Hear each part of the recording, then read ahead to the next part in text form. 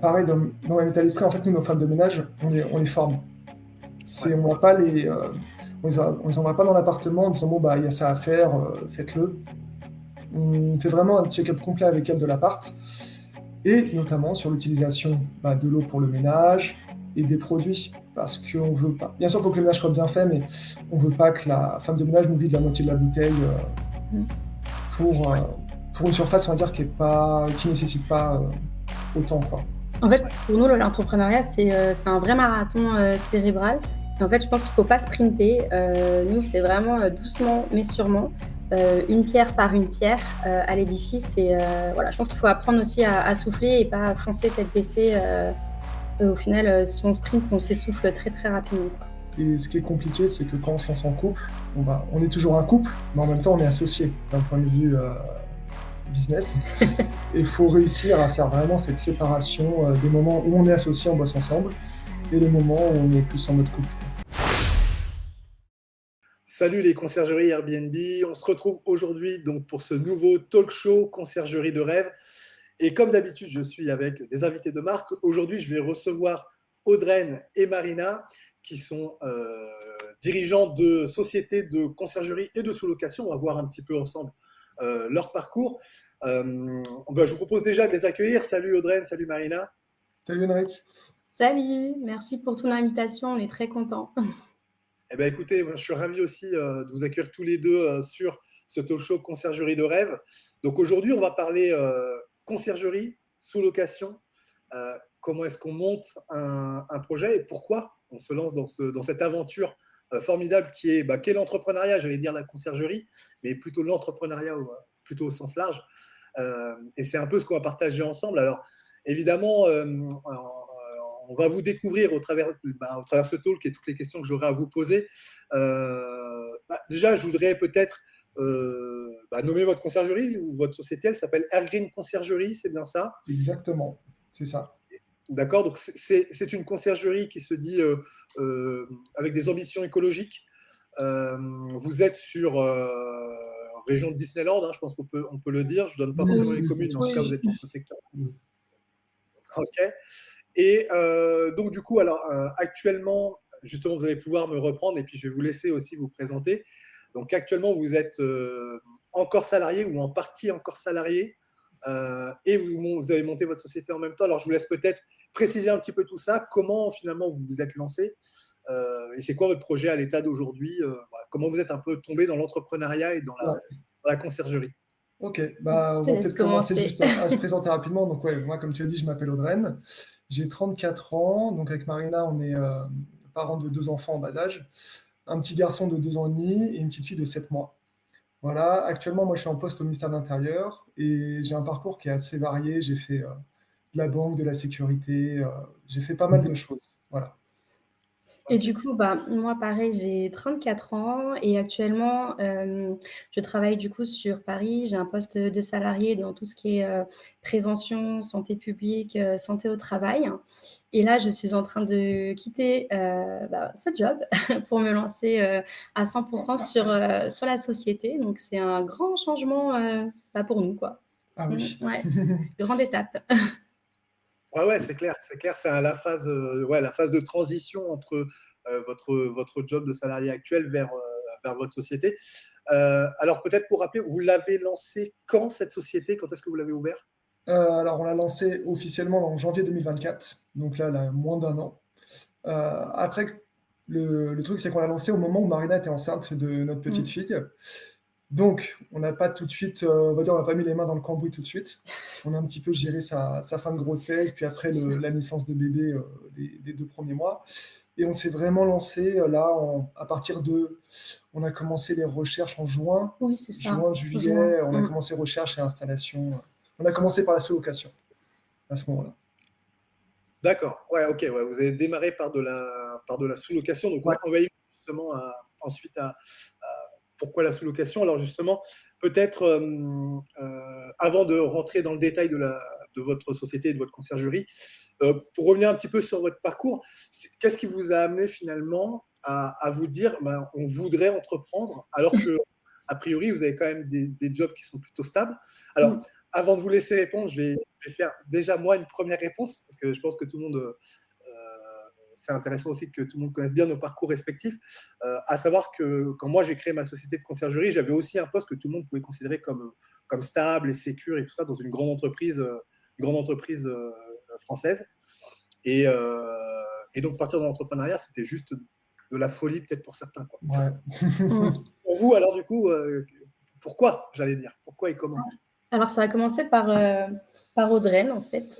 Ouais, moi, c'est à la naissance de notre fils, enfin non, pas rien, quand Marina était enceinte plutôt, même vraiment pour être précis, De notre premier, de du notre coup. premier fils, donc c'était il y a C'était en un peu 2021. moins de 3 ans, on va dire, Mm. ouais.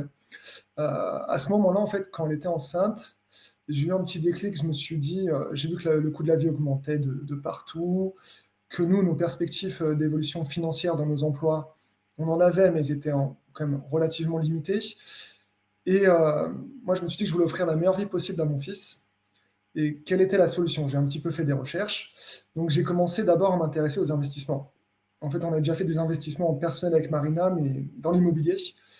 Mais ce n'était pas des investissements qui étaient pensés comme ça à l'époque. C'est-à-dire que moi, j'ai acheté un appartement en tant que célibataire, Marina aussi. Et ensuite, on s'est rencontrés. On a mis ces appartements en location, longue durée, au tout début. Et après, on a acheté notre maison. Et à partir de ce moment-là, en fait, je me suis rendu compte que ce ne serait pas suffisant.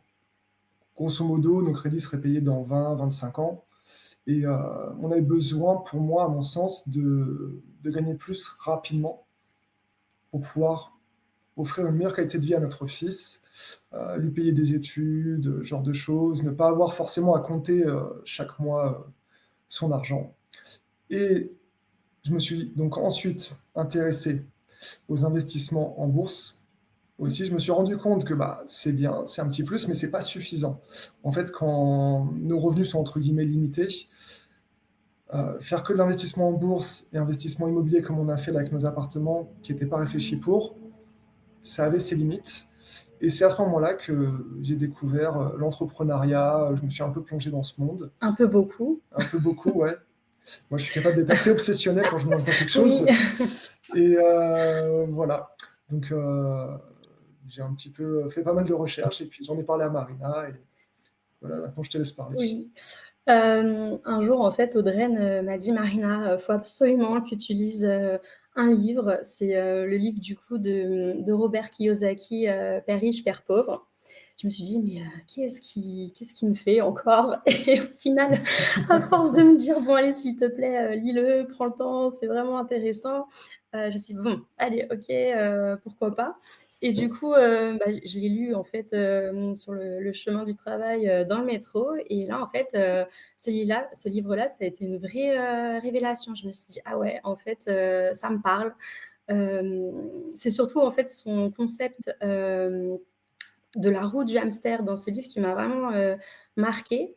En fait, c'est un concept où en fait finalement, on va bosser, donc on gagne de l'argent avec le salaire, on le dépense avec les crédits, les dépenses annexes, et on s'endette et finalement, on s'enrichit absolument pas, quoi. Donc je me suis dit non mais là en fait, Marina, il faut vraiment qu'on change les choses.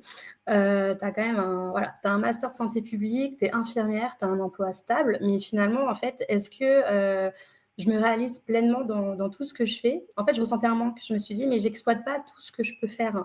Et ce livre-là, en fait, ça m'a vraiment inspirée. Donc, je dis merci à Audreyne pour ça. Et voilà, du coup, je me suis dit, ok, je te suis, on se lance quoi, on y va. Et du coup, c'était assez difficile le pas était difficile à franchir parce qu'en fait, on vient quand même de familles où en fait, tout ce qui est salariat, fonction publique, c'est ce qui est vendu comme, en fait, c'est vendu comme quelque chose en fait qu'il faut valoriser dans sa vie professionnelle et personnelle parce qu'en fait c'est une stabilité et finalement on a été construit sur ce schéma-là, donc ça a été très compliqué de déconstruire tout ça et de se dire ok allez on y va, on stoppe tout et puis on se lance là-dedans quoi. Avec des enfants en plus, en fait avec notre fils aussi à ce moment-là sous les bras quoi. Ouais, c'est clair. Alors du coup, effectivement, pour répondre un peu à tout ça aussi, c'est vrai que je pense on est assez nombreux à avoir eu un déclic plutôt avec des livres ou avec une ressource qu'on a lu ou consommé. Et ouais, alors je l'ai lu aussi, Robert Kiyosaki, Père riche, Père pauvre. Ouais. Effectivement, ça fait partie des basiques, quoi. Je veux dire, ça, Ouais, c'est bah Ouais. oui, c'est des ça. standards à avoir lu, quoi. Et oui, c'est vrai que ça peut nous secouer. Alors, c'est chacun après à sa sensibilité et tout. Mais c'est vrai que c'est quelque chose qui peut secouer. Alors, effectivement, pour revenir sur ce que tu disais, donc dans votre famille, à tous les deux, il y a effectivement, c'est d'être, comme tu dis, dans la fonction publique, c'est plutôt le Graal, quoi, en fait. T'as Oui, personne, C'est ça. exact. ouais, il n'y avait pas d'entrepreneur ou de commerçant. Très Au peu, contraire, très, justement, très peu. enfin, dans nos familles, c'est plutôt un peu à fuir, quoi, parce que ça représente le risque, manque de stabilité, on peut se retrouver sans rien du jour au lendemain. Surtout jeunes parents, en fait. Mm. Mais enfin, je pense que certaines personnes nous ont vus un peu comme des fous, quoi. Enfin, mais qu'est-ce que vous faites? Vous pétez les plombs, quoi. Donc ça, c'est vrai que c'est difficile aussi parce qu'en fait, on se heurte aussi à ça, à cette image-là. Et du coup, nous, faut se motiver derrière et se dire non, on y croit et on va travailler 2 fois plus pour réussir et pour montrer qu'en fait, si, on peut changer les choses et changer son parcours de vie à tout moment, en fait, finalement. Est-ce que c'est quelque chose que vous avez déjà senti à partir du moment où vous avez commencé à investir un peu dans l'immobilier? Parce que ça peut Ouais. faire peur aussi, commencer à investir dans l'immobilier, etc. On parle de chiffres, enfin de nombres avec 6 chiffres, quoi, tu vois, ça peut faire peur aussi. Bah, À ce- moi, à titre personnel, puisque ouais, tu dis ça, je vais rebondir là-dessus. Moi, je sais que mes parents m'ont toujours dit ne fais pas d'immobilier locatif. On Ah dit ouais, oui, parce que, bah, un peu comme disent souvent, on va dire, les anciens, entre guillemets, hein, je me permets de dire ça. Euh, Moi, quand j'étais plus jeune, j'ai toujours entendu mon père dire, en parlant d'un ami à lui, genre, donc un tel a mis son appart en location, ses locataires lui ont pas payé les loyers pendant X mois. En plus, ils ont totalement démoli l'appartement. Ça, je l'ai entendu je sais pas combien de fois. Et du coup, mes parents m'ont toujours dit ne fais pas d'immobilier locatif, c'est trop risqué. Au final, on s'est retrouvé à en faire au début, donc en longue durée, par la force des choses, puisque bah, on avait acheté chacun de notre côté nos appartements. Moi, je l'avais acheté il n'y a pas super longtemps, quand on s'est mis ensemble. Et bah, donc, enfin, c'était pas intéressant pour moi de le revendre. Marina, pareil. Donc, on a dû faire la longue durée. Puis au début, on a fait ça un peu à l'arrache, hein, sincèrement. Moi, j'y connaissais rien. Je me suis dit, allez, vas-y, je vais choisir Mm. une agence immobilière pour qu'elle me fasse ma gestion locative. Bien sûr, ça va, c'était pas une catastrophe, mais c'est pas fou, quoi. Ils prennent beaucoup de frais. Pour la location longue durée, enfin, quand on se forme un peu, je pense qu'on peut gérer soi-même. ok. Et c'est ce qu'on Ouais. fait maintenant et c'est beaucoup plus fluide finalement. Ouais. Mais bon, on ne se fait pas non plus un cash flow royal sur la longue durée, donc c'est aussi pour ça on en est venu petit à petit à la courte durée. Ok, ouais, donc vos biens actuels, ils sont toujours en longue durée pour l'instant Euh, ou... ouais, alors en fait, ce qu'on a fait, au tout début, on a fait la longue durée en mode rapide. Ensuite, on est repassé, on a fait un peu de courte durée en nom propre, chacun de notre côté. Enfin, ensemble, mais du coup, c'était en nom propre, quoi, pas en société. Et là, on est repassé maintenant sur un peu de longue durée. Voilà. D'accord. Puisqu'on a lancé la société, on s'est dit, on va peut-être un petit peu, on va éviter de trop se disperser. On a voulu remettre les biens perso en longue durée pour potentiellement les revendre après, être un petit peu tranquille, entre guillemets, et plutôt se concentrer sur la société. Ok. Ok, ça marche. Donc, du coup, vous faites ces investissements, vous lancez votre société. Alors, justement, donc on a bien compris un peu le pourquoi, et c'est vrai que c'est quelque chose qui revient aussi, ça, euh, à certaines étapes de la vie, quoi, en fait. À partir du moment où on a des enfants ou ce genre de choses, Ah, c'est c'est vrai ça. que ça crée des étapes dans la vie, et puis on ne pense plus la vie de la même manière. Ouais. Enfin, moi, mon est assez similaire, hein, c'est-à-dire que, pareil, dès que j'ai eu mes enfants, la première question que je me suis posée, c'est comment je sécurise leur avenir, comment Voilà. on Ouais. sécurise l'autre aussi. Mm, Donc, et c'est ça qui m'a amené effectivement vers l'investissement, un peu le même parcours, un investissement immobilier, sous location, conciergerie, etc. C'est vrai que c'est quelque chose qui revient. Mais avoir un pourquoi clair et fort, ça permet de tenir le coup. Donc, on va en parler justement voilà. sur la suite de votre parcours. Du coup, comment tout ça, ça vous guide et comment tout ça, comment ça vous motive au quotidien. Donc, du Ouais. coup, vous lancez votre société de sous-location. Donc, avec tous les événements, vous attendez un petit peu pour concrètement lancer les choses. Donc, au départ, vous démarrez par de la sous-location au début. Ouais. Alors en fait, oui, non, en fait, avant d'en arriver, à la courte durée, on a quand même, essayé pas mal de choses. C'est-à-dire qu'en fait, Caudrenne, là où des couples, vont, se poser tranquillement le soir, devant Netflix pour, voilà, pour se changer les idées et cetera et bah, nous, en fait, c'était absolument, pas ça. On faisait brainstorming sur, bah, qu'est-ce qu'on peut créer, qu'est-ce qu'on peut entreprendre pour réussir, pour, faire quelque chose qui ait du sens. Et on est vraiment passé par, vraiment par beaucoup de choses, que ce soit des idées de produits physiques, des services, de la rédaction de contenu, du dropshipping. Vraiment, je On pense a tout qu'on balayé. a parlé pendant Ouais. des heures en fait de tout ce qu'on pouvait exploiter. Et au fur et à mesure, on s'est dit: «Non, là, stop, en fait, faut vraiment se recentrer et faut avoir une ligne, claire, en fait, si on veut arriver à quelque chose» et voilà, parce que c'est ça aussi le souci d'avoir, toujours, cette pensée-là en arborescence, à penser à plein de choses en même temps, c'est qu'au final, on va nulle part. Donc au bout d'un moment, on s'est dit: «Stop, on se concentre, on est focus sur, bah, du coup, la location courte durée et on reste là-dessus et on se lance, quoi». Donc voilà comment en fait on en est arrivé là. Mais au début, c'était pas forcément, hyper clair pour nous, d'aller, uniquement sur la courte durée finalement.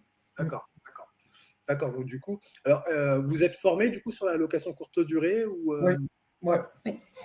En conciergerie et en sous-location. on a fait les 2. On a fait une formation sur d'accord, internet, on ne dira pas forcément le nom du formateur, mais voilà. OK, OK. Non, bah, après, au-delà de tout ça, moi, ce que je dis toujours qui est important, c'est effectivement de se former avant de démarrer. Après, le truc important, c'est de se former pour pouvoir démarrer mais c'est aussi de pratiquer ce qu'on a appris en formation pour justement, entre guillemets, Mmh mh. Tout à enfin, fait, pour ouais. moi, la mise en pratique de ce qu'on apprend dans la formation, c'est indispensable, quoi. Ah Heu, oui. Ouais, parce qu'il y a une différence, ouais. Mmh. dire que ouais, ouais, ouais, ouais, parce que sinon tu peux faire 1 million de formations, hein, il y a pas de souci. Mmh. Aujourd'hui, des ressources sur YouTube sur la location courte Mmh. durée ou le dropshipping ou autre, il y a plein de ressources. Ouais. Donc, on pourrait, déjà avec les ressources qu'il y a, être formé, alors peut-être pas à 100 mais quand même avoir une bonne base, rien qu'avec ça. Mais c'est vrai que si on pratique pas, en fait, pour moi, c'est des connaissances qui sont loin, loin, loin d'être suffisamment approfondies pour que ça donne quelque chose. Et c'est vrai que pour ça, je pose la question de est-ce que vous êtes formé pour pouvoir passer ensuite à l'action, comme on dit tout le temps. Mais je trouve que voilà, se former et le pratiquer, le faire en vrai, c'est comme ça qu'on apprend Mmh mh. qu'on apprend, qu'on Et apprend et c'est qu'on aussi pour apprend. ça qu'on a commencé par la sous-location. C'était aussi pour acquérir une expérience terrain parce que là, pour le coup, c'est vraiment concret. On est seul en fait là. On fait tout de A à Z et ça permet aussi après d'avoir une certaine expérience, d'avoir une légitimité pour la conciergerie. Enfin, en tout cas, nous, c'est aussi comme ça qu'on l'a ressenti quoi à ce moment-là. Et pour d'autres raisons aussi. Oui. OK, donc vous créez votre société donc plutôt au départ plutôt pour de la sous-location, c'est ça? Ou est-ce que déjà Oui. dès le début, vous aviez un peu cette vision conciergerie? Ou est-ce que c'était plutôt le projet qui arrivait après déjà? Est-ce que c'était clair pour vous? Comment vous êtes lancés? Comment vous êtes passés de l'un à l'autre? Alors moi personnellement, j'ai découvert en tout premier la sous-location sur YouTube. Tout d'abord, hein, c'était un Américain en fait qui faisait ça et c'est vrai que ce qui m'a fait tilter, c'est qu'il sortait des chiffres qui étaient relativement intéressants. Bon, il y avait quand même un investissement de départ, à faire mais ces chiffres, ces rentabilités étaient très intéressantes. J'ai un petit peu fait mes recherches, ça paraissait plausible. Je me dis: «Bah, c'est un super business» et donc de fil en aiguille, en me renseignant un petit peu, j'ai vu que la sous-location était souvent reliée à la conciergerie. Les sociétés, faisaient souvent les 2. Donc je me suis un peu intéressé à tout ça. Après bon, j'en ai parlé à Marina, on s'est mis là-dedans et donc on a commencé par la sous-location. Donc les raisons, c'était, ce qu'on a dit, c'est qu'on voulait se faire notre expérience nous-mêmes, en vrai. On voulait un petit peu, en tant que société, gérer des locations courte durée. Là aussi, la rentabilité nous paraissait plus intéressante sur un bien. Certes, l'investissement est plus élevé au début, il y a plus de risques, mais la rentabilité paraissait mieux que la conciergerie. Donc moi, dans ma tête, hein, moi je dis sincèrement, j'étais parti pour en lancer 4 ou 5 en 1 mois, alors qu'on avait les enfants en bas âge. Je me suis vite rendu compte que je m'étais un peu enflammé, que c'était dur à gérer parce que ça nécessite beaucoup de temps, De mise en place en fait. ouais. C'est de la mise en place. Et notamment, là en plus, on s'est retrouvés en été à gérer ça avec les enfants qui du coup bah, étaient en vacances. Donc avec Ah nous, oui, oui. dans les appartements, donc c'était assez folklore par moment. Mais En fait, il c'est des bons faut souvenirs. faut imaginer, nous, en faisant des fournitures, des achats de fournitures chez IKEA avec les 2 enfants, dont une qui a à peine, 3 mois, qu'on met dans les chariots avec toutes nos fournitures et puis on y va, enfin c'était, ouais, c'est des bons souvenirs ça quand Ouais. même. Ouais, ouais, ah, j'avoue que ça devait être ouais, ça c'est des trucs qui restent. Je me rappelle avoir pris une photo pour, une de mes sous-locs, je ne saurais plus c'était laquelle. Pareil, j'étais allé chez IKEA prendre du matériel et j'avais pris mais tu aurais vu les quantités, je suis revenu, la voiture était mais pleine à craquer. Ouais, bah, Ouais, bah, ouais, ouais. on Ouais, pareil. voit. Et Ce qui j'avais fait pris en photo justement le truc parce que c'était trop marrant, quoi. Et Ouais, ouais, c'est ça sûr. reste des super souvenirs. Bon ça après fait quand des tu mets bons en place souvenirs. ouais, ouais, ouais, après quand, il y a la mise en place derrière, donc tu Mmh. cravaches un peu quand même. Mais Mmh. mais ouais, c'est des moments assez drôles, quand tu regardes en arrière, tu te dis: «Ouais, c'était quand même marrant d'avoir fait ça, quoi». Ouais, c'est ça, voilà, quand on regarde en Ouais. arrière, Oui, mais parce que on sur n'a le plus envie de le moment, faire, hein. ouais. Mais c'est vrai que oui, c'est sympa quand on y repense. OK, OK, ça marche, ça marche. OK et alors donc sous-location et donc là, votre optique, c'est, plutôt conciergerie sur l'avenir, c'est ça? Ouais, c'est ça, on a 2 biens en sous-location et donc effectivement, la rentabilité est plutôt intéressante, mais on s'est aussi rendu compte que les investissements financiers étaient beaucoup plus élevés que quand on lançait des biens en conciergerie, qu'il y avait une prise de risque beaucoup plus importante. Chaque mois, on a des charges assez élevées, notamment, bah, le loyer, hein, tout simplement. Et c'est vrai qu'on a un petit peu envie de diversifier ça en partant sur la conciergerie qui nécessite moins d'investissement financier et qui, va répartir nos risques, en fait, d'un point de vue location courte durée. Voilà, donc on veut faire un petit peu des 2 maintenant. Et en fait, ce qu'Audrey ne dit pas, c'est que l'idée, c'est pareil, c'est de pas de faire rentrer, Oui, enfin de faire une expansion massive, de biens en conciergerie, parce que l'idée, c'est vraiment de rester sur une gestion, qualitative, déjà pour l'expérience client et aussi parce qu'on ne veut pas mettre, tous nos œufs dans le même panier. Donc en fait, on a la sous-loc, on va faire une petite partie conciergerie aussi, mais on a aussi un autre projet qui est en cours, de création, enfin c'est un projet digital et du coup, on ne veut pas faire, voilà, une expansion massive sur la conciergerie parce que c'est pas, l'objectif final non plus, quoi. Ouais, OK, OK, OK. Ouais, c'est vrai que c'est important, de comment dire? D'avancer assez graduellement, Mmh. pas trop lentement pour quand même s'y retrouver, mais pas mmh, trop rapidement pour garder une qualité de service et que tu puisses, bah, en fait, bien mettre en place, ce que tu as à mettre en place par rapport à ton évolution, mettre ta logistique en place, parce que c'est pas la même quand tu as 2 biens que quand on a 10. ouais. Heu et à 10 c'est pas pareil que quand on a 50, ainsi de suite. Mmh, mmh mh. Oui, oui, il y a des c'est vrai qu'il y a des espèces de il y a des marches en fait comme ça. C'est pas linéaire et autant le nombre de biens que tu rentres dans ta société peut être linéaire, mais l'organisation qui va avec, c'est un espèce d'escalier en fait, avec des gros à-coups parfois, où tu es obligé de Ouais, changer complètement d'organisation et donc les coûts sont différents, Mmh. le recrutement des personnes peut être différent et cetera. ouais. OK. OK, ça marche. Alors, avant qu'on passe à la suite, je voudrais qu'on passe à une étape, finalement assez redoutée dans ce talk show Conciergerie de rêve, puisqu'il s'agit du pitch. Donc, pour rappel, pour ceux qui nous regardent, hein, vous allez avoir, allez, 2 minutes, environ pour, maximum, pour, pitcher votre société comme si qu'on était des propriétaires, pour qu'on puisse comprendre, bah, quel service, et puis qu'est-ce qui peut être attractif pour les propriétaires, voilà, pourquoi ils iraient finalement vers vous pour vous confier des biens. Alors, je lance le chrono, je ne l'affiche pas, mais je lance le Ah! chrono. On a la pression. Ouais, vous avez la pression, vous êtes prêts? Oui. OK. Tu commences ou pas? Oui. Allez, OK. Oui. Alors, notre conciergerie et puis nos sous-locations d'ailleurs sont à visée écologique. En fait, on a voulu apporter une valeur ajoutée, sur notre secteur qui est ultra concurrentiel. Donc on a voulu vraiment créer une expérience client, mémorable et du coup, nous on s'est vraiment concentrés sur l'aspect écologique, de nos biens.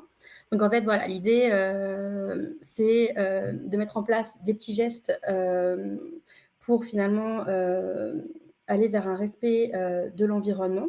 Donc par exemple, sur nos biens, on a acheté en fait des bacs pour tout ce qui est tri sélectif et on les a placés dans tous nos biens pour voilà, que les voyageurs soient sensibilisés à ça et fassent aussi cette démarche écologique.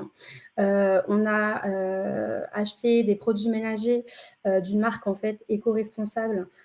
Du coup, donc, ça respecte aussi cet esprit en fait finalement green. Pour tout ce qui est consommable, donc les gels douche, le liquide vaisselle, les shampoings, etc. On a pris en fait, on a mis en place on a acheté en fait des récipients en verre recyclables pour justement éviter de jeter avec le plastique. Enfin voilà, ça, c'est des petits gestes comme ça qu'on met au quotidien pour du coup amener un respect de l'environnement. Par exemple, sur notre bien qui est sur le thème des Lego, on a eu pour idée en fait d'acheter un grand verre géant recyclable pour en fait expliquer aux voyageurs qui le souhaitent de recycler leurs Lego en les mettant dans ce verre en fait pour qu'ils soient réutilisés ultérieurement au lieu de les jeter. Puis voilà, du coup de participer comme ça à une diminution de l'empreinte carbone. Et alors, juste pour conclure, donc en plus de l'aspect écologique, nous, notre conciergerie, en fait, elle est à taille humaine. On ne veut pas faire rentrer trop de biens, on va être très sélectif sur les biens qu'on fait rentrer pour pouvoir justement les chouchouter et pas faire ça en mode usine, quoi. Vraiment prendre soin et optimiser au maximum la rentabilité de chaque appartement, chaque maison qu'on aura en gestion. Et en plus, au-delà de ça, ce qui va nous permettre de maximiser la rentabilité, c'est que le secteur sur lequel on est, en fait, on y a grandi. Donc on le connaît très très bien. Alors, on débarque pas dans la région, quoi. On sait exactement ce qu'il y a à faire, comment ça marche, où est-ce qu'il faut se situer pour être au mieux. Et je pense qu'on est pas mal là. Ouais, on pourrait encore Ouais. développer le Oui, on côté pourrait écologique, continuer, mais mais on a que 30 2 secondes là, minutes. donc du coup, Voilà, c'est pour ça ça va être difficile d'aller on a un plus petit loin peu là. accéléré. Ok, ça marche. Merci d'avoir joué le jeu. Alors, du coup, pour revenir sur l'aspect écologique, parce qu'on n'a pas beaucoup abordé là depuis le début, qu'est-ce qui vous a amené à orienter votre conciergerie sur cet aspect-là? Parce que c'est pas le cas de toutes les conciergeries. Moi, par exemple, dans ma conciergerie, à tort, je parle assez peu finalement de cet aspect-là. Qu'est-ce qui vous a, pourquoi vous êtes dit, tiens, il faut absolument que notre conciergerie, il faut qu'il y ait cette marque verte dessus? En fait, sans vouloir paraître redondant, c'est encore et toujours nos enfants. C'est-à-dire qu'en fait, on s'est dit, mais en fait, maintenant qu'on est parents, notre vision, elle a totalement changé. Et en fait, on s'est dit, je sais pas, je pense que vous connaissez enfin, tu connais la phrase, la citation de Saint-Exupéry qui dit nous n'héritons pas de la terre de nos ancêtres, nous l'empruntons à nos enfants. Et en fait, cette phrase, je trouve qu'elle est très parlante parce qu'en fait, nous, en tant que parents, on se dit qu'est-ce qu'on va laisser à nos enfants plus tard, en fait. Et du coup, ça, c'est né petit à petit, en fait, cette notion-là du coup, de faire attention par des petits gestes au quotidien. Et on l'a appliqué, en fait, déjà un peu chez nous. Et petit à petit, on s'est dit, en fait, pourquoi on n'appliquerait pas ça non plus dans notre business de courte durée. Et de fil en aiguille, en fait, on a mis en place des petites stratégies comme ça pour réduire les consos, pour sensibiliser les voyageurs. Ça, c'est quelque chose qu'on fait au quotidien. C'est-à-dire qu'en fait, on a mis à disposition des voyageurs des guides écologiques, en fait, dans l'appartement, enfin, dans les appartements, du coup.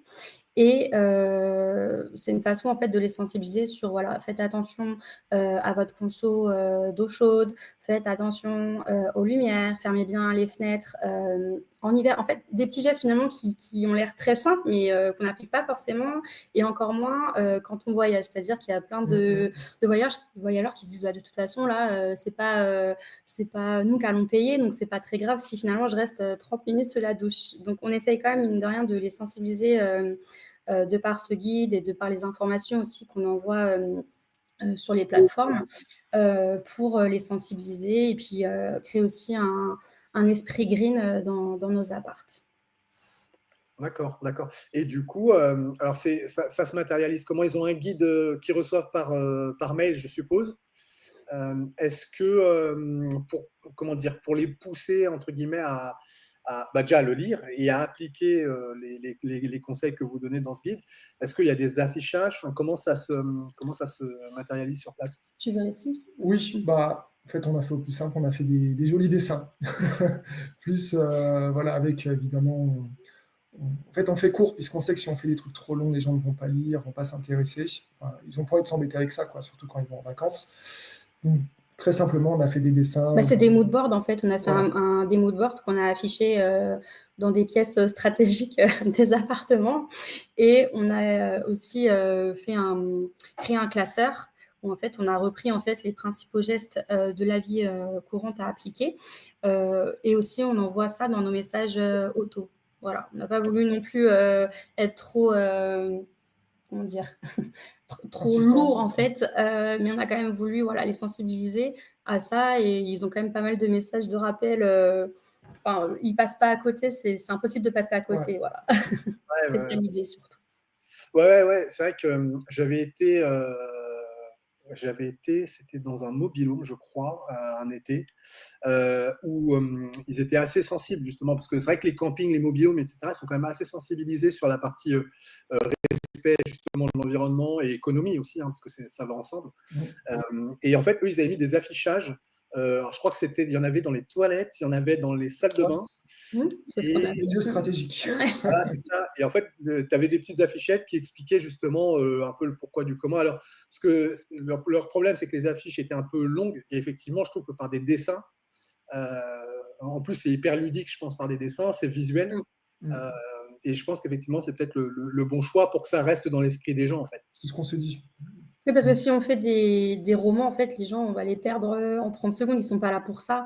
Donc, en fait, il faut vraiment aller à l'essentiel et rester, enfin, faire un support qui soit ludique. Et c'était vraiment l'idée avec ces mood boards, en fait. Donc, voilà, tout en rappelant aussi dans les messages auto, parce qu'il y en a quand même, on va dire, 1 sur 2 qui est lu. Donc, on se dit, on a aussi une chance d'insérer aussi ce message-là via les plateformes.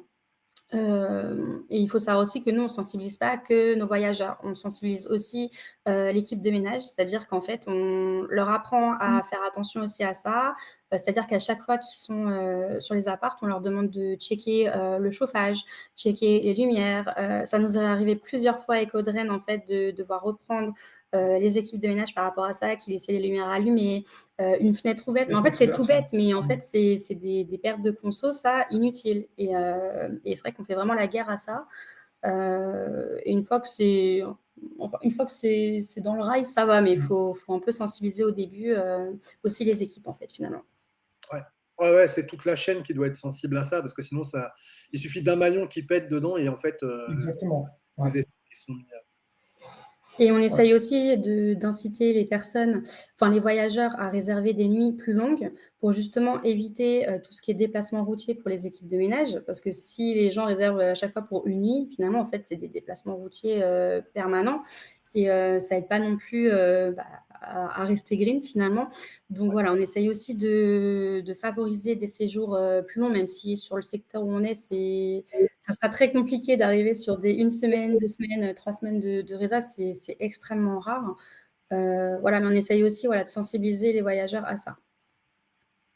Ouais, ok. Parce que du coup, là, c'est vrai qu'on rentre du coup un peu dans le détail de comment vous fonctionnez. Parce que c'est vrai que, euh, comme tu le dis, tu voulais réussir à limiter le bilan global, en fait, d'émissions carbone, ou je sais pas quelle est votre mesure, L'empreinte carbone. le bilan global de tout ça. Et c'est vrai que, en fait, c'est pas super évident parce que vous êtes dans une zone où Disney, on est quand même plutôt sur des séjours plutôt, enfin, très courts, quoi, quand même. Oui, Ouais. tout à fait. À moins de peut-être l'été éventuellement avoir des gens qui viennent pour visiter, ils en profitent pour visiter Paris, pour visiter Oui. Versailles, Disney, enfin ils font un petit peu tout, mais c'est vrai que globalement les séjours sont plutôt courts, ce qui de fait en fait génère du turnover. Le turnover va générer de l'émission de CO2 et, et c'est vrai que c'est un petit peu inévitable en tout cas en ce sens-là. Et ouais, il faut réussir à limiter un petit peu l'émission au travers les différentes actions que vous pouvez mettre en place. Est-ce que vous avez des actions qui sont liées à vos produits ou au linge de maison ou autre chose par rapport aux fournitures que vous donnez Pour les produits ménagers, en fait, on utilise une marque, en fait, je pense qu'elle est assez connue, donc c'est Ecovert qu'on utilise. Voilà, on fait des grands stocks et puis on fait le réassort à chaque fois. justement pour avoir ce respect-là, en fait. Et puis, on achète des fournitures avec des produits écolos simples, en fait. Enfin, c'est même pas des produits écolos, finalement, c'est tout ce qui est, du coup, le bicarbonate de soude, le vinaigre. On essaye vraiment de rester le plus simple possible dans notre démarche voyageur. Et puis d'ailleurs, ça prend bien parce qu'en fait, c'est un esprit finalement que les voyageurs apprécient. Mm.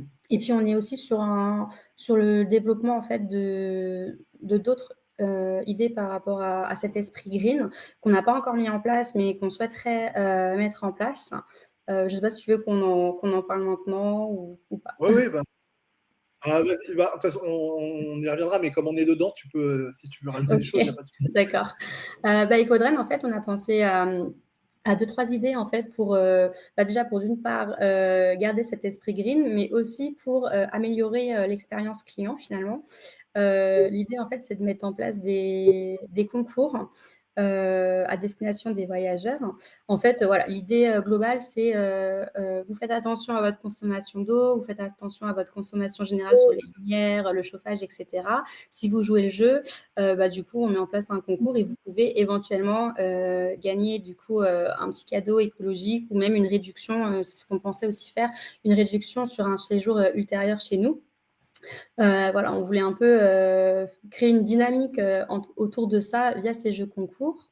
Et on pensait également à mettre en place ce qu'on appelle des ateliers do it yourself, en fait des ateliers en ligne où finalement les voyageurs pourraient s'inscrire. Voilà, on enverrait des liens d'inscription, puis s'ils le souhaitent, ils pourraient s'inscrire à ces ateliers où finalement on leur apprendrait à faire des produits par exemple ménagers green, mais tout simple en fait, tout ce qu'on peut trouver finalement sur des sites, enfin sur YouTube ou sur des tutos, mais voilà, qui inspirent finalement aussi les voyageurs à avoir cette démarche-là et puis qui leur crée aussi une expérience client finalement originale et qui change de ce qu'ils peuvent trouver peut-être à côté. Ouais, tout à fait. Et du coup, alors il y a une partie plus ludique, concours, entre guillemets, où ils suivent, entre guillemets, juste les consignes, et puis ça peut donner lieu à un cadeau pour eux. Et est-ce que, du coup, ce que tu disais dans ces ateliers do it yourself, est-ce que c'est vraiment de l'upsell? C'est quelque chose que vous vendrez en plus? Par rapport aux ateliers en ligne, Ouais, par exemple. non, on n'a pas encore réfléchi à ce Ouais, mais business je pense model-là, pas. mais on ne pense pas C'était qu'on le pas vendrait en l'idée. upsell, en fait. Je pense Non. ça serait plus justement une façon pour nous de faire une expérience client vraiment très personnalisée. Et du coup, justement, malgré tout, d'avoir une rentabilité aussi plus accrue parce que finalement, on thématise à fond, on fait une expérience vraiment approfondie et en fait, on a des bons retours derrière. Donc, finalement, on est quand même gagnant dans cette démarche-là. Ça fait plaisir aux voyageurs, mais nous, quelque part, ça nous fait aussi plaisir derrière par rapport à l'esprit qu'on veut donner aux apparts. Ouais, ok, ok. Ouais, en fait, cet aspect écologique, moi, je le vois. On parle de plein de petites actions et tout ça. Et en fait, je pense que c'est vraiment un état d'esprit plus que des actions. Enfin, ça se traduit par des actions, bien sûr, mais je pense que c'est le point de départ, c'est vraiment un état d'esprit. Et comment vous, comment dire, comment vous commercialisez un peu cet état d'esprit? Est-ce que vous avez, je sais pas, est-ce que vos annonces ont un aspect particulier qui fait qu'effectivement, vous allez chercher des voyageurs qui ont cet état d'esprit, justement, ou qui veulent justement peut-être aller vers ce truc-là. Est-ce que vous avez mis en place quelque chose par rapport à ça? Pour l'instant, nous, c'est plus à destination des propriétaires, c'est vrai. Au Ah, niveau de nos annonces pour les voyageurs, on n'a pas encore vraiment mis en place, mais c'est une piste de réflexion. ok. Nous, c'est vrai que nos annonces, en fait, on a thématisé nos appartements à fond. On les a vraiment hyper thématisés. Donc, pour l'instant, on est sur 2 sous-locations. Donc, on en a fait un sur le thème Lego et un sur le thème Zen. Et D'accord. justement, Zen un peu green aussi. Mm. Il y a le petit côté un peu green dedans. Pour l'instant, non, nous, c'est vrai que notre offre écologique est plus à destination des propriétaires, à proprement parler. Mais en effet, puisqu'on cherche aussi à mettre en place d'autres choses, là, comme a dit Marina, on va probablement essayer d'axer un peu plus ça par rapport aux voyageurs Ouais. pour toucher un public plus large aussi. Alors, en fait, c'est pas qu'à destination des propriétaires, dans le sens où on a mis en place cet esprit-là dans nos apparts en sous-location, donc c'est aussi forcément à destination Oui, par des rapport aux annonces, voyageurs. oui. Mais en fait, ce que veut Pas dire dans les Audrey, annonces. voilà, ce que veut dire Audrey, c'est qu'au niveau de nos annonces sur les plateformes, ce qu'on a vraiment mis en avant pour le coup, c'est vrai que c'est pas l'aspect écologique finalement, ça c'est plus l'expérience client après sur place. Ce qu'on a vraiment mis en avant, c'est plutôt la thématisation de nos biens parce qu'on est sur un secteur qui est très très concurrentiel et si on met pas ça en avant, si on ne devient pas expert en thématisation, en fait, ça peut être vite compliqué sur le secteur où on est. Ouais, ok. Ouais, c'est pas forcément le premier truc que les gens vont voir, cet aspect écologique. Non, c'est une fois dans C'est un l'appartement. plus, en fait. C'est vraiment Ouais. une valeur ajoutée en plus de la thématisation que nous, on met déjà en place avec Audrey dans les Ouais, apparts. Ouais, parce qu'en fait, il y a un aspect moi que j'aime bien avoir en tête, c'est que quand on fait de l'écologie, il faut jamais oublier la partie économique. Je veux dire, il y a un moment donné, si le business n'est pas là, en fait, le reste peut pas suivre, Bah quoi. oui. Oui, c'est aussi un argument, ouais, tout à fait, pour les propriétaires.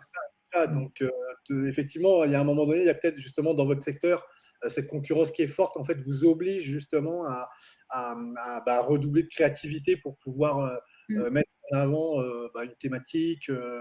Parce que j'imagine que côté Disney, j'imagine que si je fais une petite recherche dans Airbnb, je trouve plein d'appart thématiques Mickey et autres. Tu sais pas, Donc, pas tant que effectivement, ça, en fait. Ouais. Finalement, en fait, Il y en a, mais pas tant pas que tant ça. que Ouais. ça.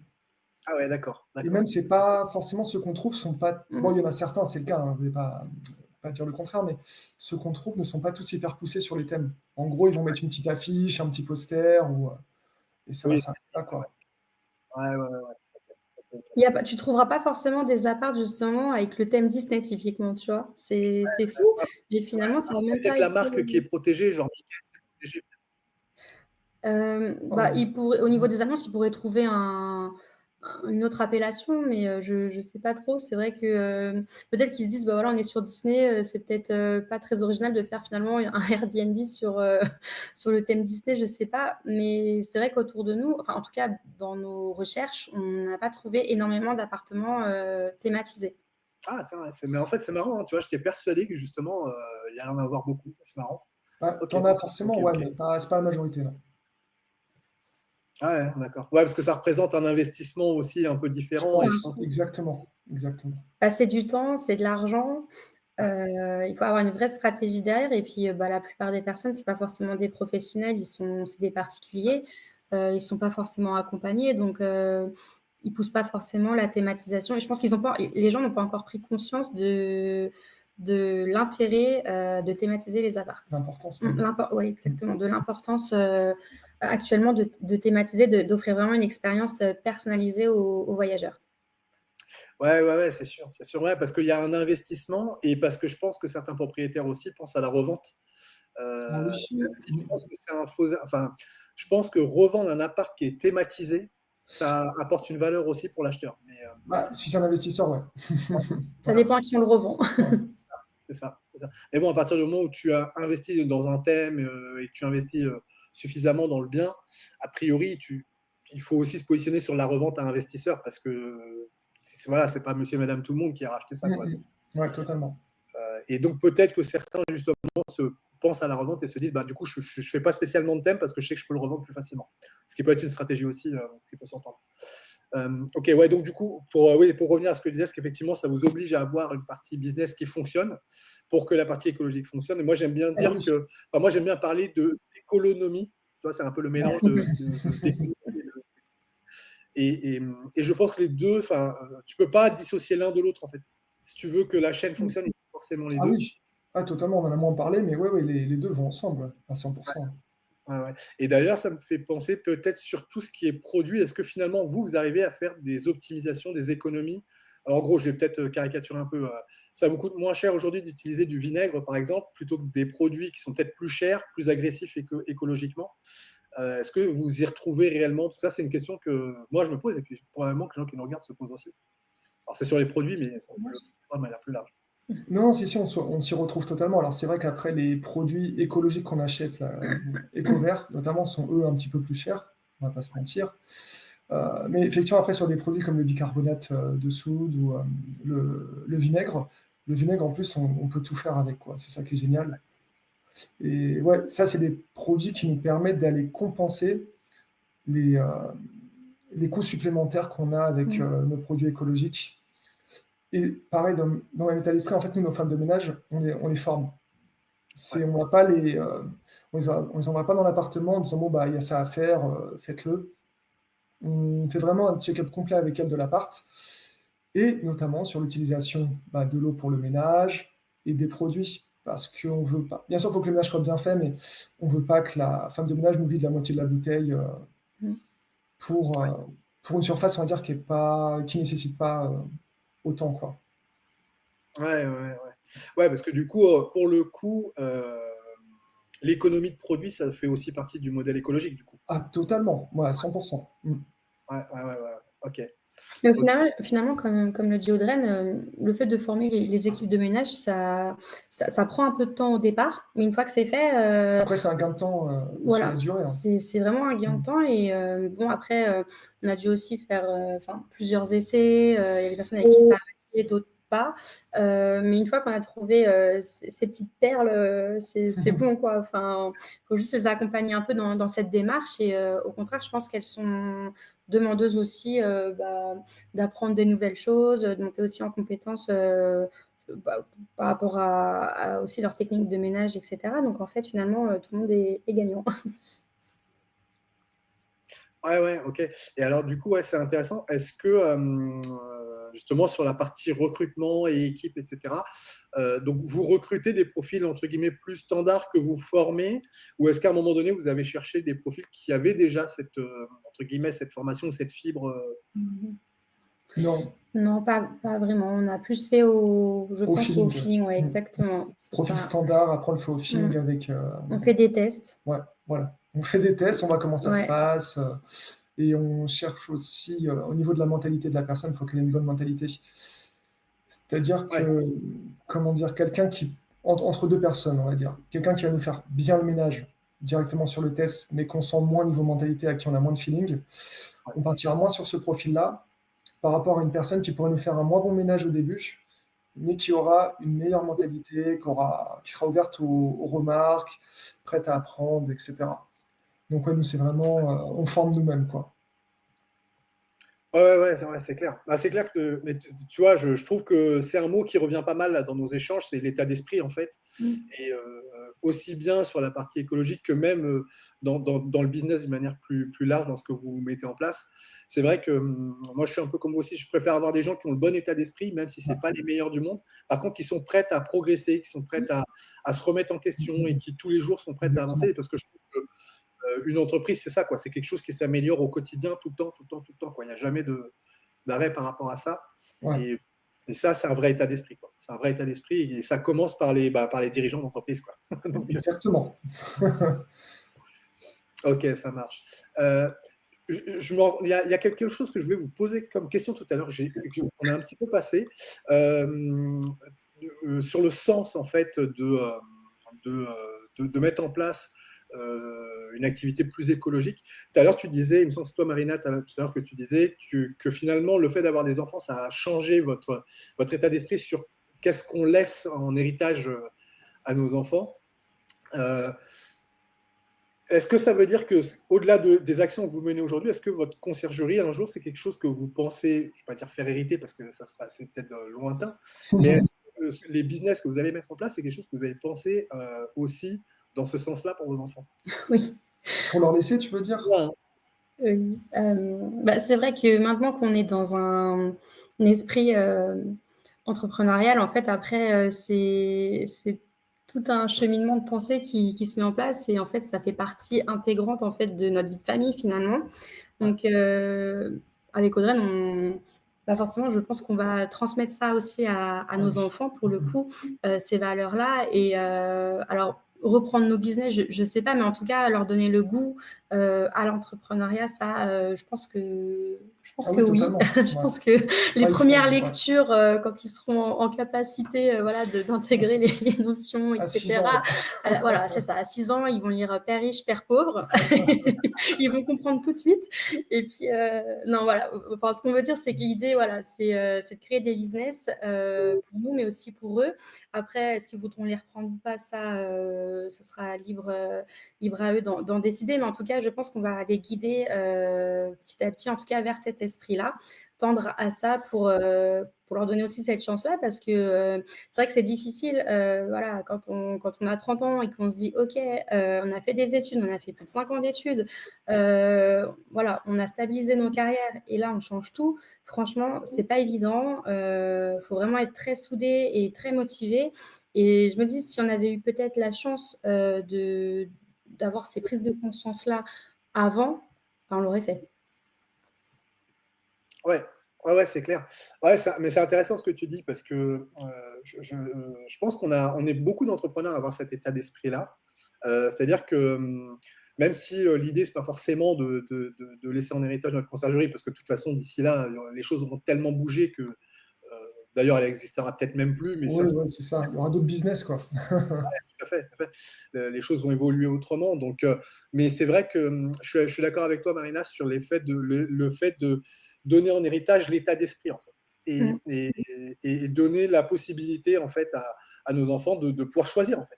Si Exactement. l'entrepreneuriat, ça les branche parce qu'ils ont vu papa, maman faire ça et qu'ils adorent ce truc-là, ben, ils auront, ils auront la corde à leur arc pour pouvoir le faire. Et si ça les intéresse pas, eh bien, ils prendront une voie plus classique et c'est OK, quoi. Mais c'est Mmh. de donner le choix. Et c'est vrai que moi, je Mmh. suis dans cet état d'esprit-là. Et les enfants, je voudrais leur donner le choix, en fait. Et c'est vrai qu'avant d'être entrepreneur, bah, ils n'avaient pas trop le choix puisque j'étais salarié et puis c'était l'état d'esprit Ouais. dans lequel on était tous, quoi. Donc, il n'y avait qu'une seule voie possible, quoi, entre guillemets. Donc, enfin, possible. Ou en tout cas, Oui, beh, c'est il a ça. fallu qu'ils la découvrent par eux-mêmes. Donc, ça aurait été aussi autre chose. Mais ouais, ouais, en tout cas, je partage justement, c'est pour ça que ouais, moi aussi, je suis dans ce mode euh, d'hériter de l'état d'esprit. Et ça, je trouve super important, quoi. Et tu vois, je pense qu'une fois qu'on est tombé dans cette petite marmite-là, c'est très compliqué, D'en sortir, ouais. de revenir en arrière, en fait. Une fois qu'on a commencé à déconstruire ce schéma, voilà, de stabilité, de de salariat, en fait, c'est très compliqué, de revenir en arrière, finalement. De se dire: «Bon allez, on a tenté la petite expérience, finalement, on va peut-être reprendre un travail, posé, avec le petit salaire qui tombe à la fin du mois». En fait, c'est tout un état d'esprit derrière. On a enfin, on a un esprit, vraiment qui change. On a Mmh. envie de se challenger, en fait, tout le temps. C'est très enrichissant vraiment de l'entrepreneuriat, finalement, ça implique, en fait, de développer tout un potentiel, intellectuel, émotionnel. Ça change vraiment tout, en fait. Ouais, ouais, c'est clair, c'est clair, c'est clair. Et ouais, ouais, c'est vrai que le retour arrière, il est. Bon, après, faut jamais dire jamais, mais c'est vrai que il est compliqué. Moi, si on me demande de revenir en arrière et de devenir salarié, moi, je pense que je dis non, c'est clair.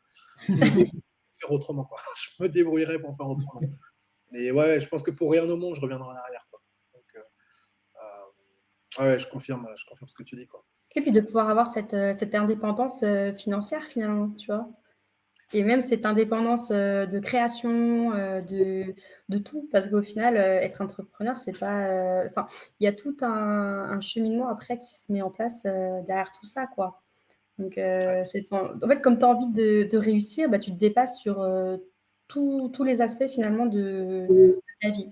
Ouais. Mmh. Donc, OK, donc là, on comprend mieux là, du coup, comment vous fonctionnez dans votre conciergerie. Peut-être si on parle un petit peu plus de, comment ça va se passer à l'avenir, qu'est-ce que vous voyez un petit peu à long terme? Comme je dis toujours, c'est un peu, et demain, qu'est-ce que vous allez faire? Tout à l'heure, vous disiez que, je sais plus si c'est toi, Audrey ou Marina, qui disait que vous étiez plutôt dans un développement un peu contrôlé de votre conciergerie, plutôt, pour garder, un aspect, qualitatif. Ouais. Alors, comment vous envisagez les prochains mois, années, en termes de croissance? Qu'est-ce que vous imaginez? Ouais. Alors on a parlé de plusieurs business, on va essayer de se focus peut-être conciergerie pour l'instant, Ah OK, location. d'accord. On parlera des autres business ensuite. On va OK. commencer peut-être par ça. OK. Bah, là, pour l'instant, donc, je sais plus si on l'a dit, hein, je me souviens plus, les sous-locations, en fait, on va arrêter. On est déjà à 2, on va pas aller plus loin, heu, notamment par rapport aux investissements que ça nécessite financièrement, la prise de risque. Donc on va se diversifier maintenant en développant la partie conciergerie.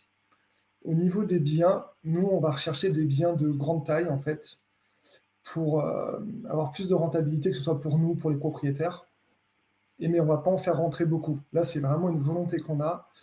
On a Je sais pas si on a vraiment un chiffre précis en tête, peut-être On s'était fixé maximum 5 4-5 peut-être, quand ouais. même. Maximum 5, mais on va vraiment y aller en douceur, quoi. Au maximum, je pense qu'on ferait rentrer 2 biens par mois, mais ça serait vraiment le maximum. Et dès qu'on va atteindre ce chiffre de 5, on va s'arrêter là pour un petit moment, stabiliser un peu tout ça, faire progresser les biens des propriétaires. Donc en termes de rentabilité, même de fonctionnement, tout simplement.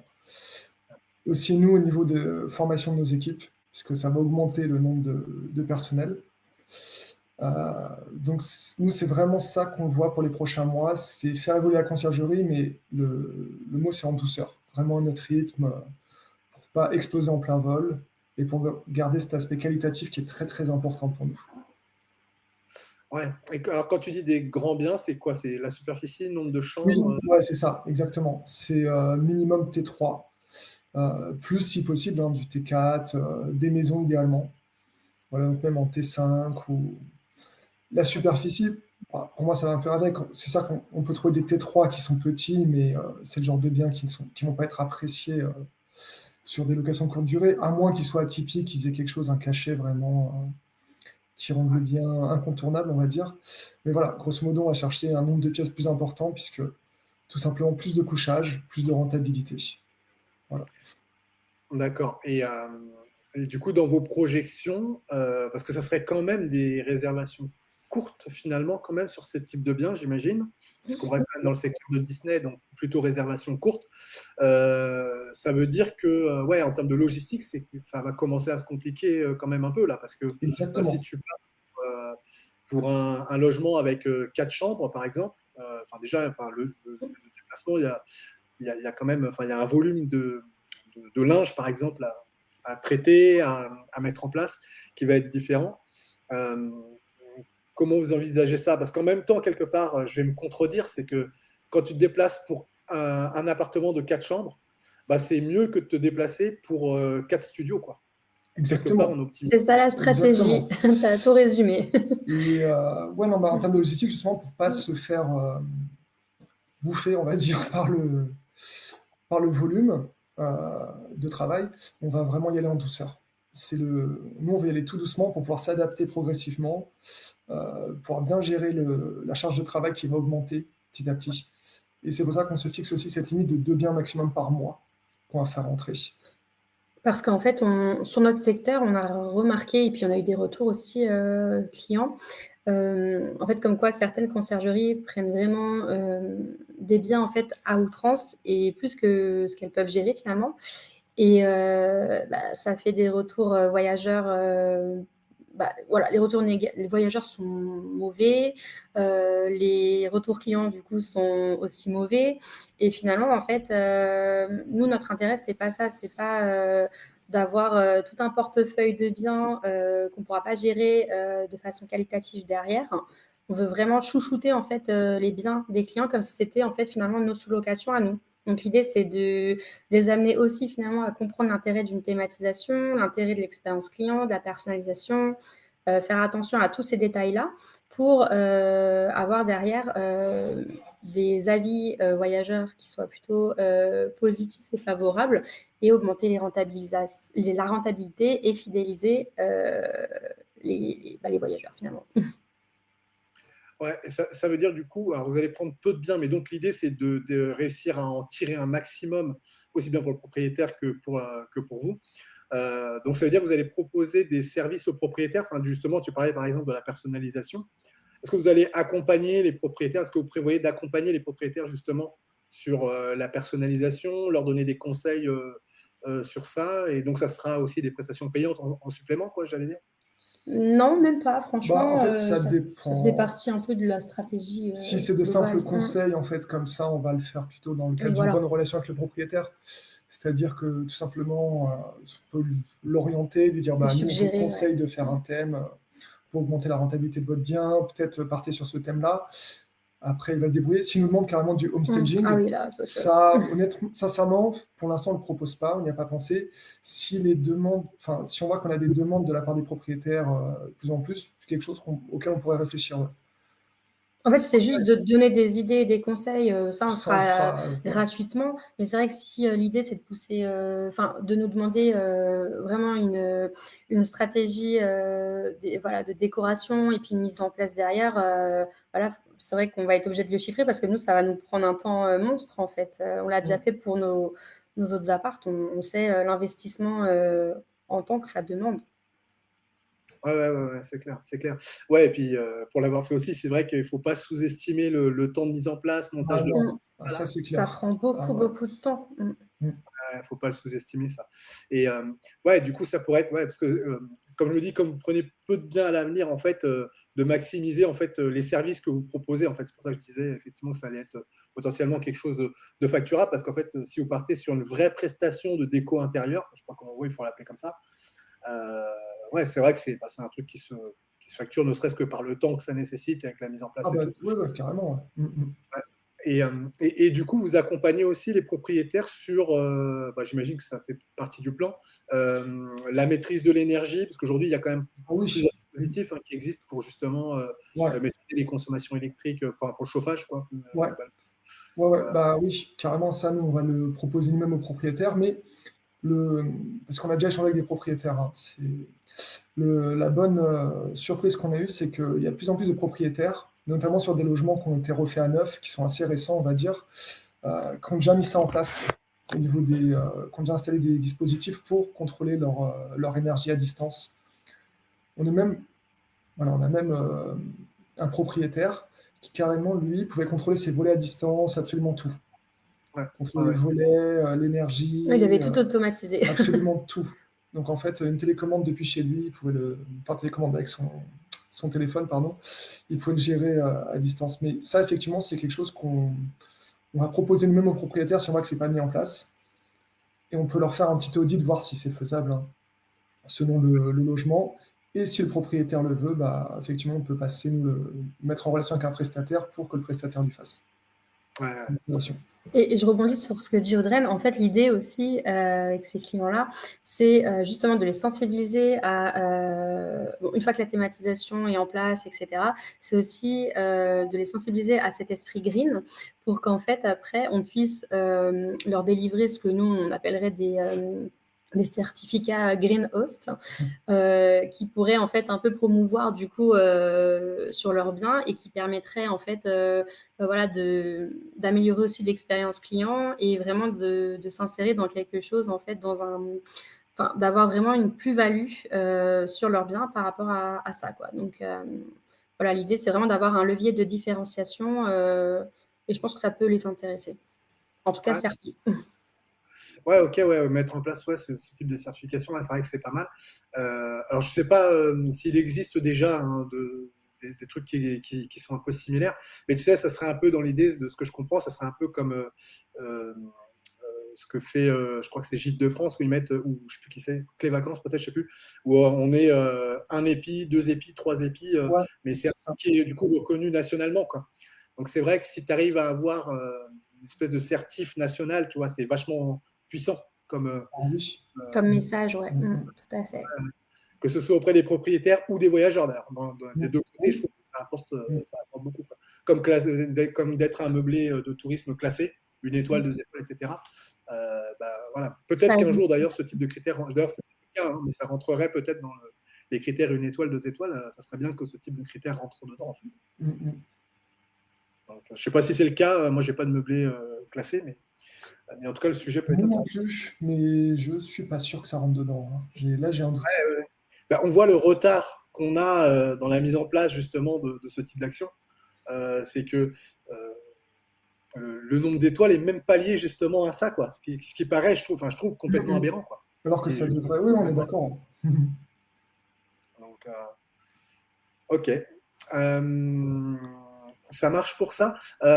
Ouais, du coup, c'est finalement donc il y a la partie commercialisation, vous allez développer des services supplémentaires. Sur la partie optimisation de vos équipes et de votre fonctionnement, comment vous voyez un petit peu les choses? Parce que là, par exemple, tu disais à 5 que vous allez stabiliser un peu les choses. À 5 biens, vous allez stabiliser les choses. Parce que ça veut dire quand même 5 biens avec, je sais pas, 4 chambres. Toi, ça te fait au total une vingtaine de chambres. Ça Ouais. te fait un volume de linge qui commence à être conséquent. En termes de logistique, comment vous voyez un peu les choses? Il y en a beaucoup qui fonctionnent avec des stocks. Enfin, comment vous voyez un petit peu les choses Ouais. par Bah, l'idée déjà, c'est que tous les biens soient équipés déjà eux-mêmes à l'intérieur. C'est-à-dire que nous, voilà, le plus facile en fait pour nous dans notre gestion, c'est d'avoir les sèche-linges et les machines à laver sur place. En tout cas, nous, au niveau des équipes de ménage, c'est ce qui était demandé. C'est ce qu'on a fait et ça fonctionne très Sur bien nos comme ça. sous-locations, Ouais, c'est ce sur qu'on nos fait. sous-locations, ça fonctionne très, très bien.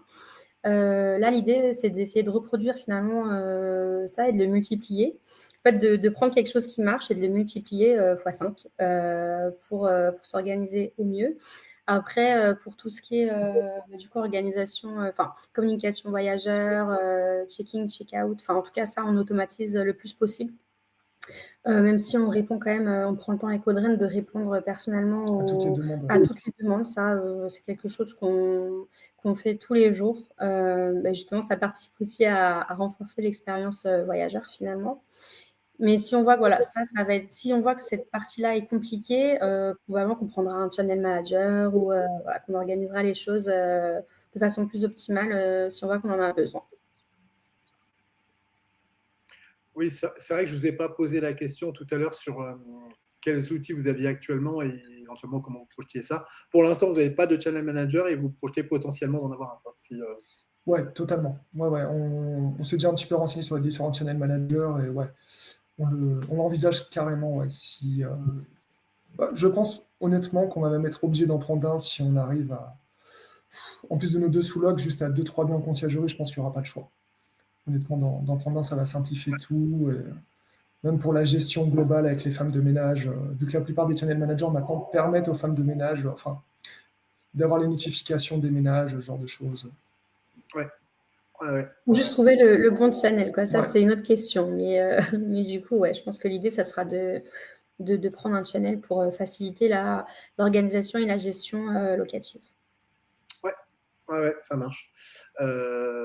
Ok, et du coup, question que je ne vous ai pas posée tout à l'heure qui est en lien avec les channel managers, vous publiez vos annonces sur quel site? Ah, pour l'instant, on est sur Airbnb, Booking. D'accord, vous faites Et, quand même sans channel manager. pardon? Vous publiez, pour l'instant, tu publies sur Booking et Airbnb sans channel manager. Ouais. D'accord, ah ouais, d'accord. Ouais. Donc, ça prend un peu de temps quand même. Ouais. Ouais, ouais, faut pas être trop, Mm. ça stresse pas trop quand tu prends une réserve, faut mettre à jour le calendrier et tout ça, ça va?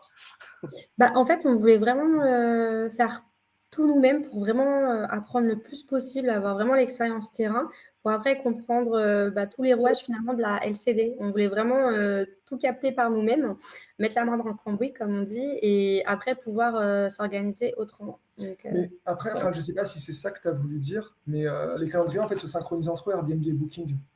Ouais, tu le fais en Nical, ouais, tu l'as fait comme Ouais, ça. ouais, exactement, voilà, c'est ça. Donc là-dessus, ça va. Ouais, ok, ok. Oui, mais l'ajustement des prix, tout ça, il y a des choses quand Ah même oui, que tu par fais contre, ouais, puisqu'on manuellement. n'utilise Donc, pas Price Labs non mm. plus, les prix, c'est plutôt moi qui gère pour l'instant. Je fais tout à la main. En fonction des saisons, des demandes, etc., j'ajuste tout manuellement. C'est vrai Ouais, que c'est pas- Ça sera plus faisable à terme, en fait. Ouais, À terme, ce ouais. sera plus faisable. Typiquement, avec d'autres biens en plus, ça va devenir compliqué, hein. ouais, ouais, ouais. Assez rapidement, je trouve Ouais. que le channel manager ou le PMS, il devient assez indispensable, hein, assez vite. Mm. Ne Ouais. serait-ce que, parce que là, du coup, on a fait un focus conciergerie par rapport à vos business, mais si en plus tu prévois de lancer d'autres business en parallèle, comme tu parlais tout à l'heure, d'autres choses que vous vouliez lancer, ouais, il va falloir qu'à un moment donné, tu te décharges, même Mm. Ouais, psychologiquement, du truc, quoi.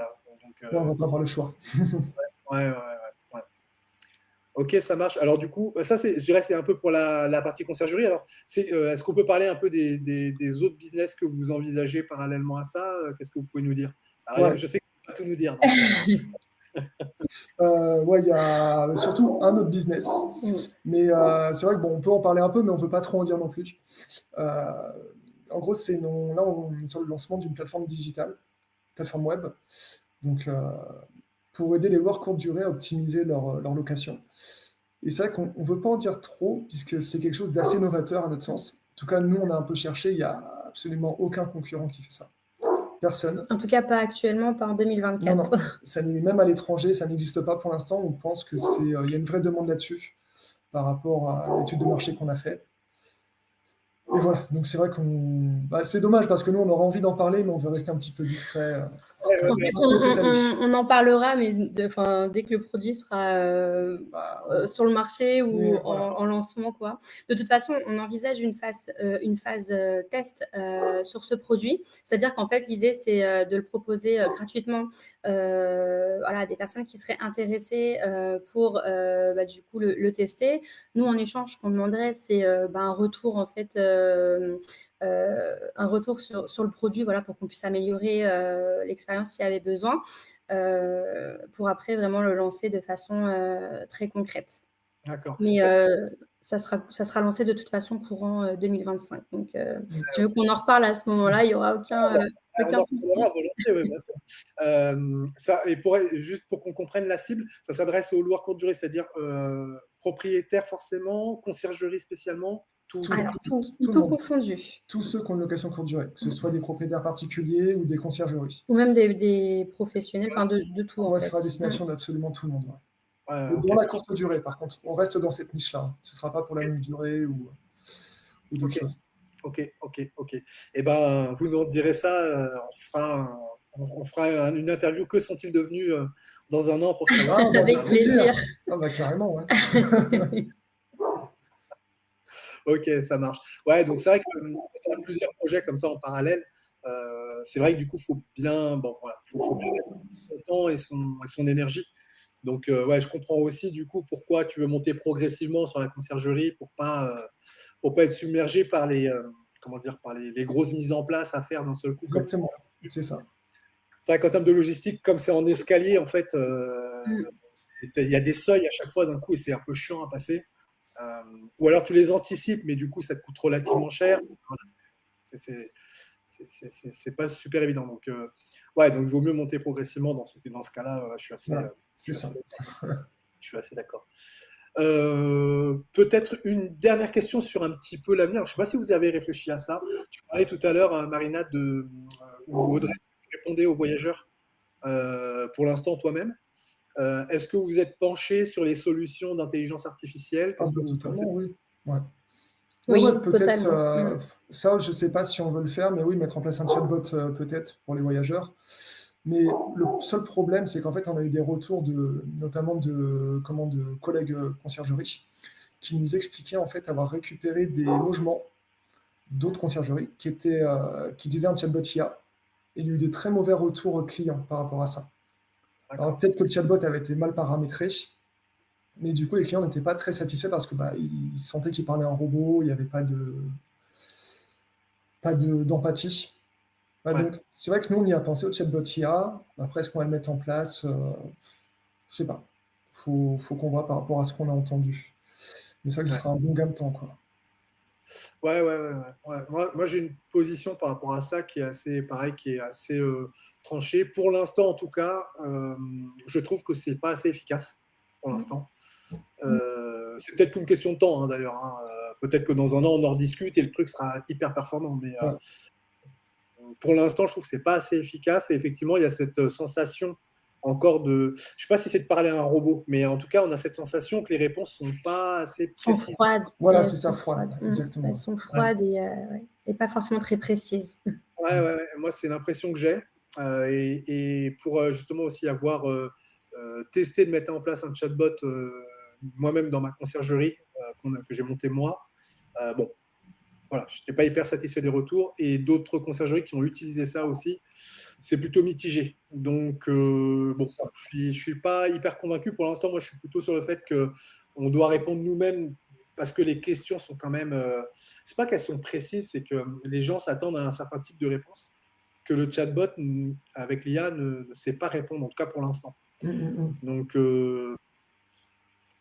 pour l'instant, je suis pas encore convaincu. Puis moi, le truc sur lequel je suis pas du tout convaincu pour l'instant aussi, c'est que c'est pas forcément le chatbot en lui-même, c'est les canaux de communication. C'est que le voyageur, il peut nous appeler au téléphone, il peut nous écrire dans Airbnb, il peut nous envoyer un email éventuellement, il peut nous envoyer un WhatsApp. C'est ça. Ils font tous différemment. Ouais, c'est ça. Et donc, du coup, comment une IA, comment un outil est capable de regrouper tous ces canaux de distribution pour dire ah bah oui, mais il m'a demandé ça par SMS et là il m'écrit dans Airbnb Oui. la suite de la conversation. Ouais, parce que pour l'instant, tes chatbots, tu peux les intégrer sur Airbnb, Booking, par mail, je pense que c'est faisable, et WhatsApp aussi, je sais que c'est, mais que par écrit. Ouais. Donc c'est vrai que si le client te fait SMS ou t'appelle, bah, Ouais, c'est pour ça. Pour il y a un l'instant, problème. moi j'ai ces deux problèmes je trouve, de qualité de réponse et de canaux de communication pour l'instant. Et pour moi, ça c'est dérangeant. Tu vois, Ouais, le voyageur qui t'écrit un coup par SMS et un après par Airbnb, si on n'arrive pas à recoller les morceaux, bah, en fait, ça ouais, va pas servir à grand chose, quoi. Autant que je le fasse moi, quoi. c'est ça. Mhm. Donc bon, voilà, c'est les deux points. Si jamais il y a des développeurs qui nous écoutent là, on a un projet là. Aidez-nous. Mais oui, voilà, donc ouais, je suis comme toi, je suis pas encore, voilà, je suis pas le plus grand fan pour l'instant. Ce sera peut-être le cas à l'avenir, mais Oui, ça va progresser, je pense. ouais, ouais, ouais, je pense qu'une question de temps, mais Mhm. voilà, laissons les choses se faire. Ok. Eh ben, on a pas mal partagé déjà sur comment ça fonctionne. Ce que je vous propose, c'est qu'on passe à la dernière étape de ce talk, puisque là, c'est la dernière étape, l'étape redoutée tout autant que le pitch, hein. On va aller sur le quiz. Donc le quiz, pour rappeler, hein, pour ceux qui nous écoutent, c'est ouais, une petite séquence de questions que je vous pose assez rapidement et vous devez me répondre voilà, assez rapidement aussi. Ok, sans réfléchir. Voilà. L'idée, c'est que ça s'enchaîne un peu. Bon, après, On développe pas, quoi. ouais, ouais. Bon, après, je suis toujours un peu bavard. S'il y a des réponses qui m'interpellent, on fera une petite parenthèse. Ok, Mais voilà, l'idée, c'est qu'on puisse effectivement enchaîner un petit peu les questions. Vous êtes prêts? ouais. Oui. Allez. Quel est votre meilleur souvenir depuis que vous avez lancé votre société? L'installation des sous-locations avec les enfants dans l'appartement. Oui. Ouais, j'avoue que ça, c'est pas mal, hein. J'avoue que c'est pas Entre mal. couches, biberons, c'était très animé. J'avoue. Euh, Quel est le défi majeur que vous avez réussi à surmonter, j'allais dire en équipe, mais en fait ensemble, tous les deux? Le défi? Le défi. La gestion du temps, Ah entre oui. l'équilibre entre vie professionnelle et vie perso, encore une fois avec Ouais, les enfants, parce que nous, on gère vraiment, enfin, nos enfants tout seuls, on n'a pas de, De relais. on délègue pas, quoi. Donc c'est vrai que c'est la gestion du temps. ouais, ouais, ok, ok. Ok. Ouais, c'est vrai que c'est vrai que quand on se lance dans l'entrepreneuriat, moi je trouve que la frontière entre les deux, elle est, pour pas dire qu'elle n'existe pas, mais elle est hyper floue, quoi. Et Bah, c'est ça. tout est mêlé en fait. Et c'est Marina, pas une mauvaise chose, hein. Enfin, je trouve que c'est pas une mauvaise chose. non, mais Marina est souvent obligée de me dire, attends, là on est avec les enfants, on parle pas Ouais, business. c'est ça. En fait, je veux vraiment qu'on ait Ouais, un équilibre. En fait, OK, il y a le business, mais on est aussi avant tout des parents et ça, faut pas qu'on l'oublie. Donc moi, Ouais, je veille vraiment à ça, voilà. C'est pour ça aussi qu'on développe, step by step. C'est que l'idée aussi, c'est de garder, vraiment un équilibre de vie personnelle, de vie familiale, et entreprendre aussi, dans tout ça, quoi. Donc voilà, des fois, je mets des petits freins, mais des freins qui sont nécessaires pour qu'on grossisse de ouais, façon pérenne. ouais, ouais, c'est clair, t'as raison. Allez, je reprends. Votre geste écologique préféré? Éteindre les lumières, alors ça, ouais. je fais la guerre à tout le monde pour les lumières, alors aussi bien chez moi que, bah, là actuellement, au travail, donc c'est, ouais, éteindre les lumières. Ok, Ouais. ça marche. Peut-être un mot, alors attention, elle n'est pas évidente cette question, un mot pour décrire voilà, l'esprit de votre conciergerie. Pas évident. Originalité. Ok. Quel conseil vous donneriez à un couple qui souhaiterait se lancer dans l'entrepreneuriat? Tu un seul conseil? Bon, allez, si tu en as deux ou trois en tête, vas-y. Alors déjà, je dirais qu'il faut vraiment être très, très organisé. C'est-à-dire que, il faut avoir vraiment, une organisation familiale et professionnelle, faut tout vraiment cadrer pour, pas se perdre, en fait, et se laisser complètement, dépasser par la situation. Vraiment, voilà, je pense que le premier conseil, ça serait vraiment ça, être organisé. Et après, tu vois, enfin, oui, si, je pense qu'il faudrait aussi, apprendre à faire des pauses. Oui, enfin, avoir un équilibre, comme on disait tout à l'heure, Ouais, avoir un vraiment, équilibre entre vie privée, vie perso. en Ouais, fait, pour nous, l'entrepreneuriat, c'est un vrai marathon, cérébral. Et en fait, je pense qu'il faut pas sprinter. Nous, c'est vraiment, doucement mais sûrement. une pierre par une pierre à l'édifice. Et voilà, je pense qu'il faut apprendre aussi à souffler et pas foncer tête baissée. Au final, si on sprint, on s'essouffle très très rapidement, quoi. Et ce qui est compliqué, c'est que quand on se lance en couple, on est toujours un couple, mais en même temps, on est associé d'un point de vue business. Et il faut réussir à faire vraiment cette séparation des moments où on est associé, on bosse ensemble, et les moments où on est plus en mode couple, quoi. Ouais, c'est clair. C'est clair. Ok. Plutôt Airbnb ou plutôt Booking? Donc, moi, je dirais Booking. Alors moi, je dirais ça dépend. On développe ou pas? Allez, vas-y, parce que ça m'intrigue. La question de départ, elle était clivante, mais si tu dis que ça dépend, ça nous intéresse. En fait, ça dépend parce que typiquement, je trouve que la plateforme Airbnb est très ergonomique et simple d'utilisation. Franchement, elle est très intuitive comme plateforme. Enfin, moi, je trouve, et je pense que tu me rejoins là-dessus. Par contre, par rapport au public que nous, on a sur le secteur Disney, c'est un public c'est une fréquentation internationale. Et pour le coup, on a une meilleure visibilité avec Booking de par ce public-là. Donc, en fait, c'est pour ça que je te dis ça dépend. Ça dépend vraiment du secteur, des préférences de chacun. Mais là, si on devait vraiment dire oui, Airbnb ou Booking, actuellement, on dirait pour nous Booking par rapport à la clientèle que ça nous ramène. Ouais, si on doit se passer d'une plateforme, c'est plutôt Airbnb. Ouais. Ok, ça marche. Quelle est votre potion magique, ce qui vous renforce au quotidien? Je pense notre alchimie. Ouais, notre complémentarité, on est très, très complémentaires. Et c'est ce que tu disais d'ailleurs, je crois, au tout début de l'interview, en fait. Voilà, nous, c'est vrai que c'est une chance finalement de faire ça en couple parce qu'on est très complémentaires. C'est-à-dire qu'Audrey va avoir des points forts et sur certains aspects, moi sur d'autres aspects, des points faibles sur certaines choses, etc. Et en fait, on arrive à se mettre des tâches, en fait, à se prédéfinir des tâches qui permet que tout ça, finalement, ça fonctionne bien. Ok, ça marche. Quel est votre kryptonite, ce qui vous affaiblit? Le temps, le manque de temps. Pareil, le temps, ouais. Le manque de temps. Le manque de temps, ouais, ça c'est un gros. Nous, il nous faudrait des journées de 30 heures, tu vois. Avec un temps de sommeil de 4, et là, on serait pas mal. Ok, ça marche. Et alors, les 2 dernières questions rituelles pour ce talk show Conciergerie de rêve. Qu'est-ce que pour vous le sens de l'hospitalité, de l'accueil?